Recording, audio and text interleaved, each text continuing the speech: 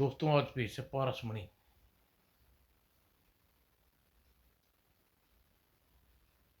ये कवर चित्र है दोस्तों।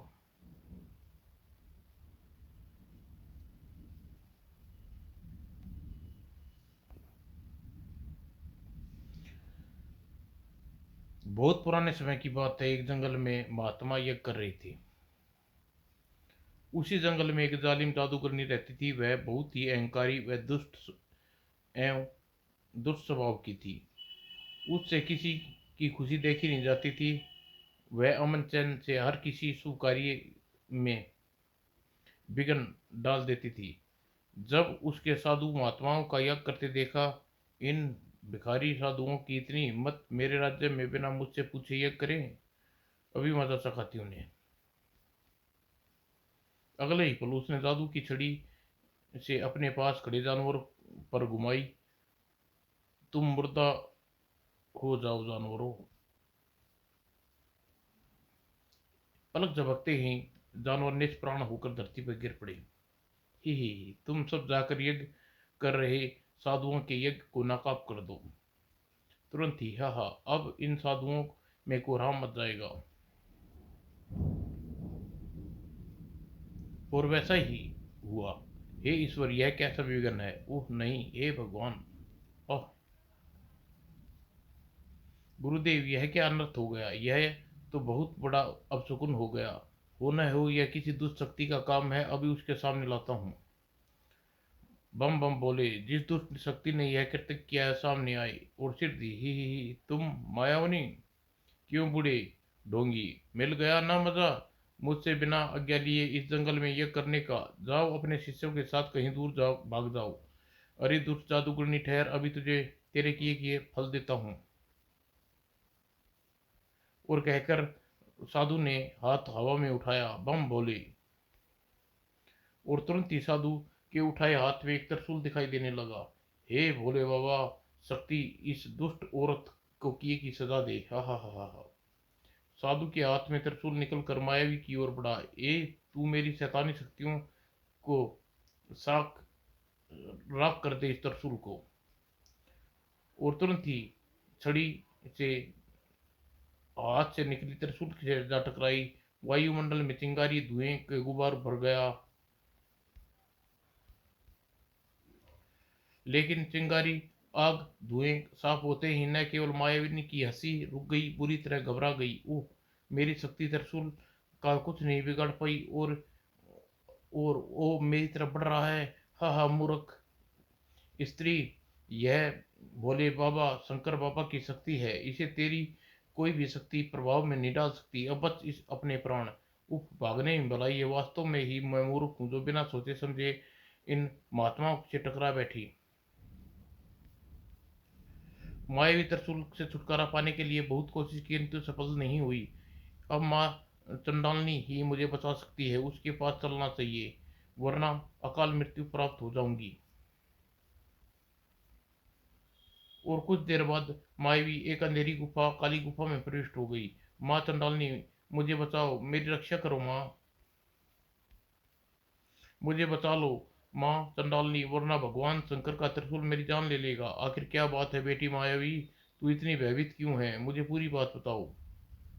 मायावी ने सारी बात बता दी, जिसे सुनकर सभी दुष्शक्तियों की प्रधान माँ चंडालनी चिंतित हो उठी। तुमने उस नेक पहुंचे हुए महात्माओं को शुभ कार्य में विघ्न डालकर बहुत भयंकर भूल की कर डाली।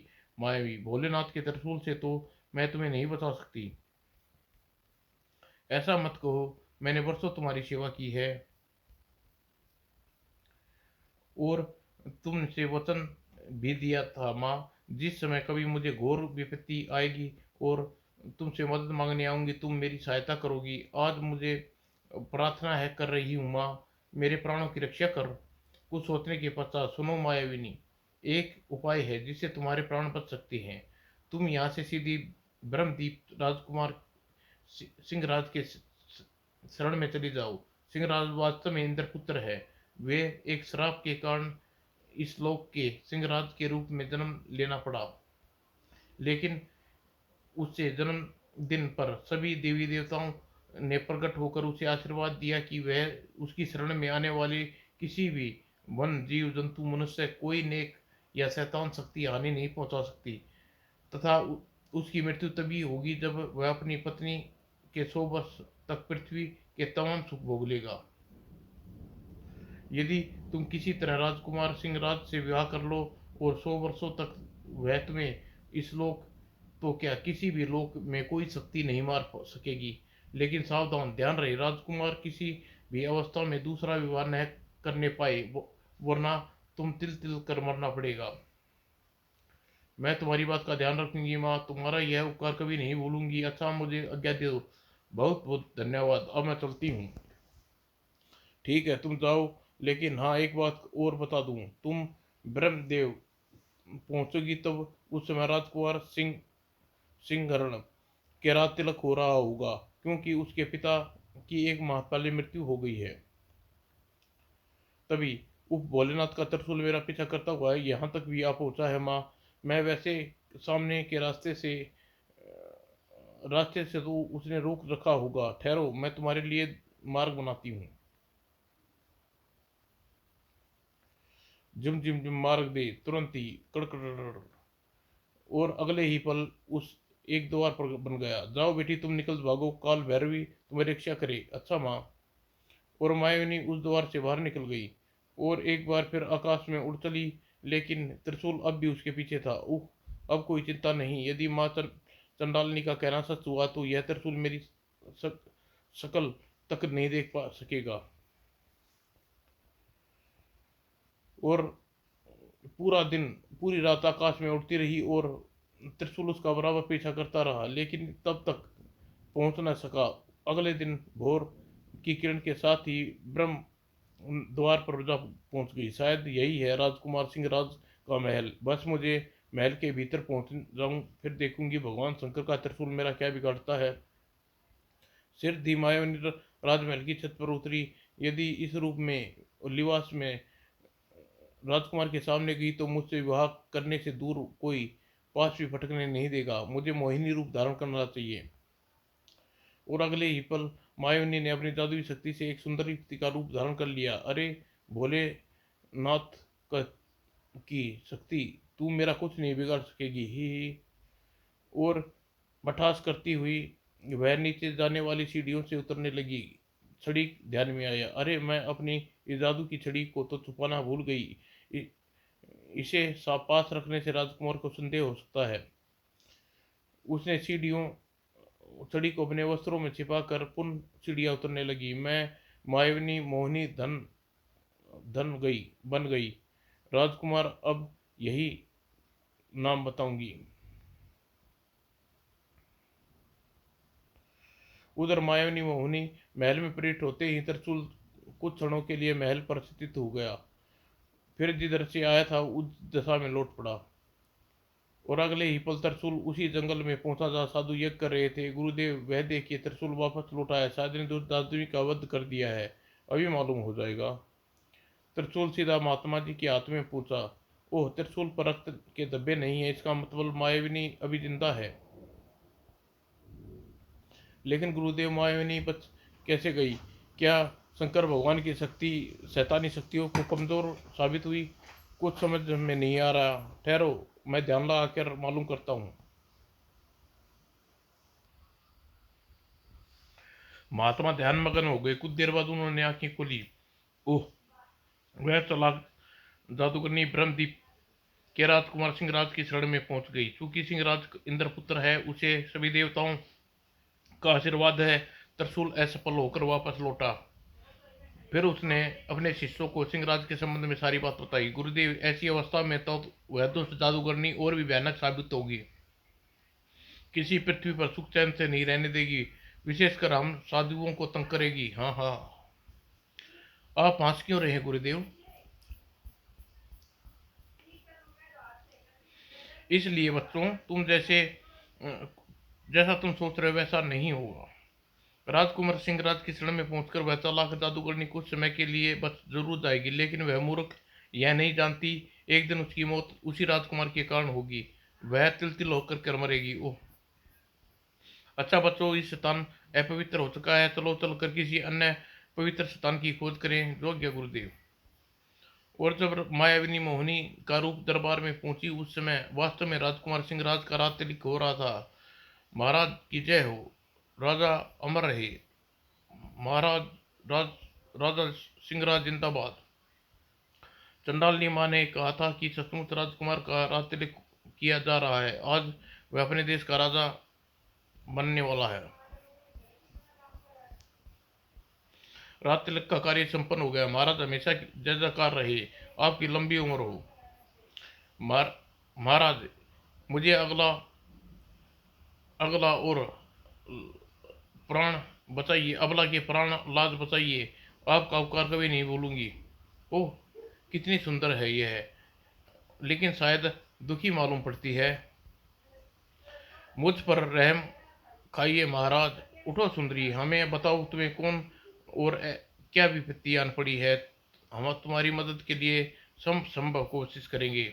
महाराज मेरा नाम मोहिनी है, मेरा इस दुनिया में कोई नहीं है। कुछ माह पहले मेरे माता पिता एक दुर्घटना में देहांत हो गया। बस मैं तब से दर दर की भटक रही हूँ। ये दुनिया वाले फिर भी मुझे अभागी को, कमज़ोर अबला को जीने नहीं देना चाहते। मेरी लाज लूटना चाहते हैं, मुझे जान से मार देना चाहते हैं। कौन दुष्ट लोग हैं बताओ, हम उनकी खाल खिंचवा लेंगे। हमारे राज्य में ऐसे अधर्मियों की कोई जगह नहीं है। क्षमा करिए महाराज, मैं ओह, कुछ सोचने विचारने के पश्चात महामंत्री जी, हमने फैसला कर लिया है। इस मासूम लड़की को क्या काम दें? आप इनकी योग्यता अनुसार इन्हें कोई काम सौंप दीजिए, जैसी आपकी आज्ञा महाराज। जाओ लड़की, तुम्हें तुम्हारे रहने के लिए कमरा दिखा देता हूँ। चलिए, बहुत अच्छा। और वह आपका उपकार कभी नहीं भूलूंगी महाराज। इसके साथ ही मैं आपके यह विश्वास दिलाती हूँ कि जो कार्य मुझे सौंपा जाएगा उसे पूरी ईमानदारी मेहनत से करके निभाऊंगी। हमें तुमसे यही यही आशा है सुंदरी, अब तुम जाओ। और मोहिनी महामंत्री के साथ दरबार से भारत की ओर चल दी। यहाँ तक तो मेरी योजना बिल्कुल सफल रही। अब किसी तरह महाराज के अपने रूप के जाल में फंसाना। दोनों दरबार से जाने के बाद अब दरबार का कार्य आरंभ किया जाए। और दरबार का कार्य आरंभ हो गया। उधर महामंत्री मोहिनी को ले जाकर एक सजे कमरे में पहुंचे। आज से तुम यहीं रहोगी, तुम्हारी जरूरत की तमाम चीजें, कपड़े आदि जल्द ही उपलब्ध करा दिए जाएंगे। आपका बहुत बहुत धन्यवाद महामंत्री जी। मुझे यह बताइए, मुझे क्या काम करना होगा? आज से तुम महाराज की विशेष सेविका नियुक्त करता हूँ। आज से तुम्हें तुम्हें आराम का, तुम्हें खाना खिलाने का और उसके हर किस्म की देखभाल करने का कार्य तुम्हारा है। ओह, मन चाह काम मिल गया। आपकी आज्ञा सिर आंखों पर। अब तुम आराम करो। महाराज अपने शयन कक्ष में पहुंचे तो उसकी सेवा में पहुंच जाना जी। उसी दिन मोहिनी महाराज सिंहराज की सेवा में जुट गई। उन्हें समय पर खाना खिलाती, समय पर वस्त्र पहनाती। महाराज सोने से पहले वह बिस्तर पर नया बिछौना बिछाती और सुगंधित इत्र छिड़कती। और महाराज के आराम करने के उन्हें पंखा झेलती तथा रोज रोज जब गहरी नींद सो जाते तो वह काफी देर तक उनके पैर दबाती। कुछ दिनों में महाराज के काम रूप मुग्ध हो गए। जैसा नाम वैसा ही इसकी सेवा करती है। यह मेरी बिल्कुल किसी पत्नी की तरह तकलीफ तकलीफ का जरा भी एहसास किसी होने नहीं देती। यदि इसे विवाह कर लूँ तो शायद दुनिया का मुझ में जैसा खुश नसीब सुखी दूसरा कोई न होगा। यह मेरी पत्नी बनने योग्य है। और एक दिन सिंहराज ने मौका देखकर अपने दिल की बात कह दी। सुनो मोहिनी, मोहिनी, न जाने क्यों मेरे मन में बहुत बहुत भा गई हो। तुम मुझसे विवाह करना पसंद करोगी? मुझे मुझे आपसे विवाह करने में एक दासी से अपने आप को दासी मत कहो मोहिनी। तुम तो इतने दिनों से मेरे दिल की मलिका बन गई हो। बोलो, तुम मुझसे विवाह करने के लिए तैयार हो? जवाब दो महाराज। भला मुझे आपसे कौन युक्ति विवाह न करना चाहेगी? सुंदर से सुंदर राजकुमारी भी आपके इशारे पर सब कुछ न्यौछावर कर देंगी। फिर मुझे एक दासी को पैरों की जूती बनाने के काबिल हूँ। किसी राजकुमारी की बात छोड़ो मोहिनी, तुमसे विवाह करने की बात कर रहा हूँ, मुझे हाँ या ना में जवाब दो। महाराज, आपको भला ना कैसे कर सकती हूँ? मैं तो पति के रूप में पाकर धन्य हो जाऊंगी। आपको मिलना मेरे लिए ईश्वर से मिलने के बराबर होगा। आप एक बार फिर सोच लीजिए।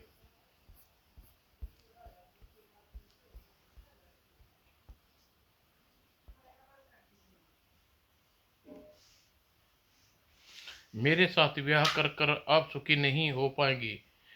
आपके दरबारी मंत्री अधिकारी ही नहीं बल्कि समाज आपका उपहास उड़ाएगा। सोचिए, आपकी क्या प्रतिष्ठा रह जाएगी।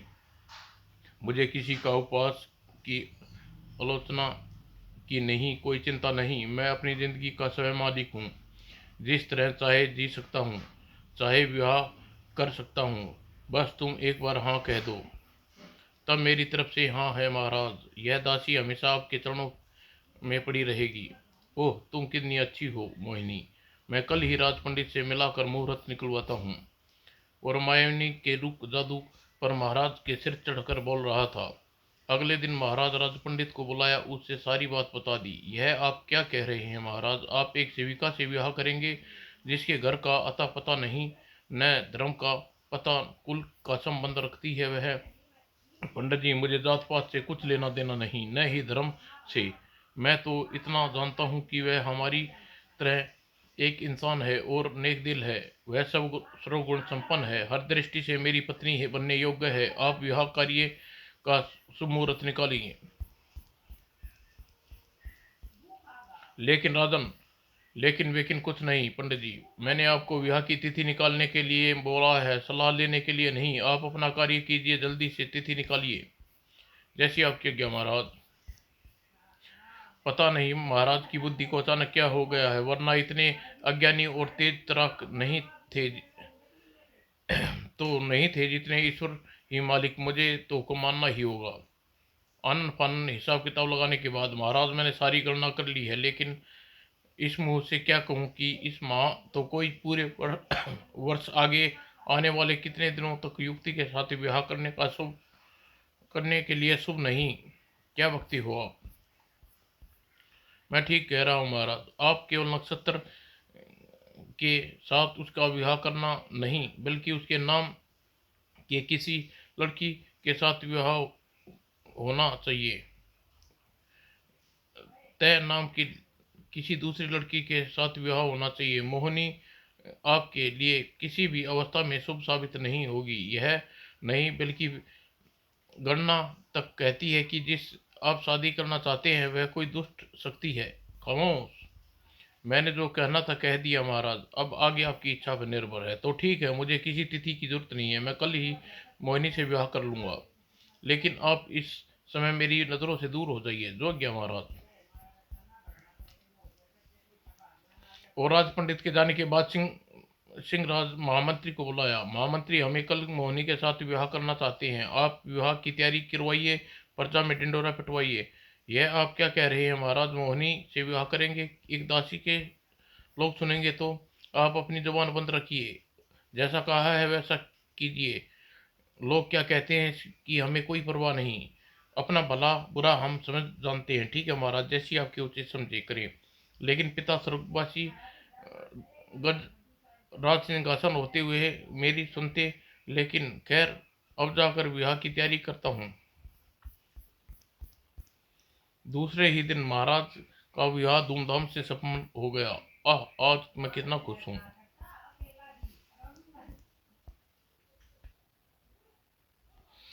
प्रिय, आज तुम हमारी हो और हम तुम्हारे। वादा करो, दुख सुख दुख में हमेशा हमारे साथ दोगी, हमेशा हमारा मनोबल बढ़ाती रहोगी। मैं वादा करती हूँ मेरे देवता। माँ चंडालनी के कहे अनुसार मैंने राजकुमार सिंहराज से विवाह कर लिया। अब दुनिया की कोई शक्ति मेरा कुछ नहीं बिगाड़ सकती। अब मैं चाहूंगी वो करूंगी। और दूर जंगल में अन्य एक पवित्र स्थान पर। यह क्या कह रहे हैं गुरुदेव? जादूगरनी मायाविनी मोहिनी मोहिनी रूप धारण कर कर इंद्रपुत्र सिंहराज से विवाह कर लिया। कोई भी विवाह को नहीं रोक पाया। हाँ शिष्य, ऐसा ही हुआ और ऐसा ही होना था। जो श्राप उसे देवलोक में मिला था, उसके तहत उसकी जिंदगी में उसे यह सजा मिलनी मिल रही है। यह एक नीच औरत के साथ अपना गृहस्थ जीवन चलाएगा। आखिर इंद्रपुत्र को ऐसा श्राप मिला और किसने दिया? कृपा करके बताइए गुरुदेव। तो सुनो, एक बार इंद्रलोक में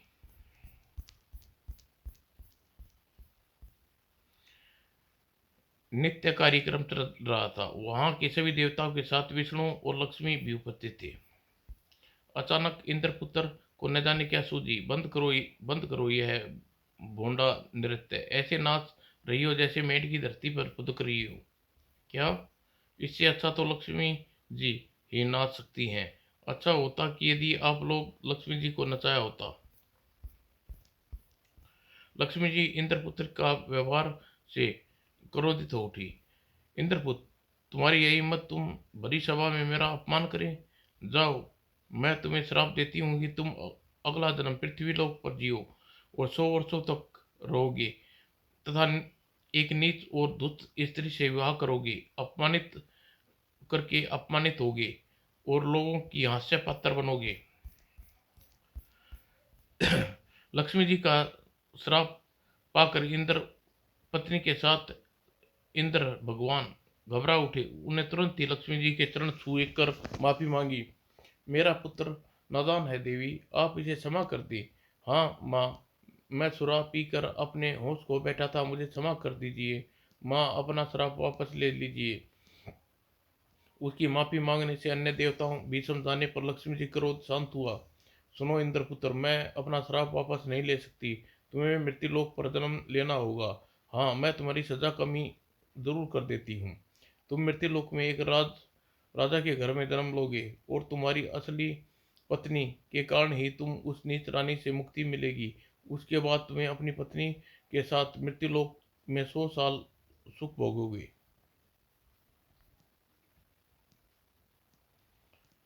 इस तरह इंद्रपुत्र को मृत्युलोक में जन्म लेना पड़ा। चूंकि लक्ष्मी जी का श्राप था, अतः उसकी बुद्धि भ्रष्ट हो गई और उसने मायावी से मोहित होकर जाल में फंसकर उससे शादी कर ली। गुरुदेव, इंद्रपुत्र की पत्नी का क्या हुआ? क्या वह पृथ्वी पर जन्म ले चुकी है? हाँ, और शीघ्र ही उसका मिलन भी होगा और विवाह भी। इस संबंध और समझ लो, उस दिन मायाविनी की जिंदगी के दिन कम होने शुरू हो गए जाएंगे। लेकिन गुरुदेव, जब तक सिंहराज उसकी पूर्व पत्नी नहीं मिल जाती तब तक मायाविनी कुछ भी करने को आजाद होगी। वह काफी विनाश कर सकती है। उसे रोकने का कोई उपाय नहीं। कोई उपाय नहीं, जो होना है वह होकर ही रहेगा। खैर, अब बातें छोड़ो, यज्ञ प्रारंभ करो। शायद हमारे यज्ञ के खत्म होने के साथ ही मायाविनी का अंत भी हो जाए। और फिर यज्ञ प्रारंभ हो गया। उधर सिंहराज और मोहिनी के विवाह करके प्रजा वास्तव में अपमानित होना पड़ा। उसे जहां से गुजरा लोगों ने हंसी उड़ाते, अरे वह देखो, हमारे महाराज आ रहे हैं, एक दासी के गुलाम। अरे भाई, मुझे तो किसी पर विश्वास नहीं हो रहा। एक राजा अपनी सेविका का साथ शादी कर ले, यह कोई सोच भी नहीं सकता। भाई, मेरी तो यह समझ में नहीं आ रहा कि राजा अपने खानदान के मुताबिक किसी कोई रिश्ता करने नहीं मिला था जो उसने एक दासी से शादी कर ली। अरे भाईरा, खानदानी लोग रह ही कहाँ गए? महाराज के मरने के साथ ही सारी दुनिया के राजा महाराज मुकुट मर गए। फिर भला हमारे राजा को किसी घराने की लड़की से कहाँ मिलती? हा हा हा राजा, हा हा हमारे राजा साहब, हो उप प्रजा कितना अपमान कर रही है मेरा।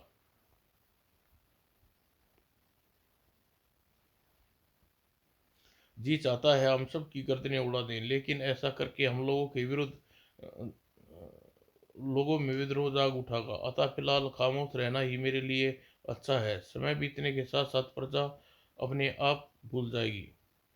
लेकिन रोज रोज प्रजा के अन्य लोगों के द्वारा मकूल उड़ाए जाने पर राजा गम भुलाने के लिए शराब का सहारा लेना पड़ा।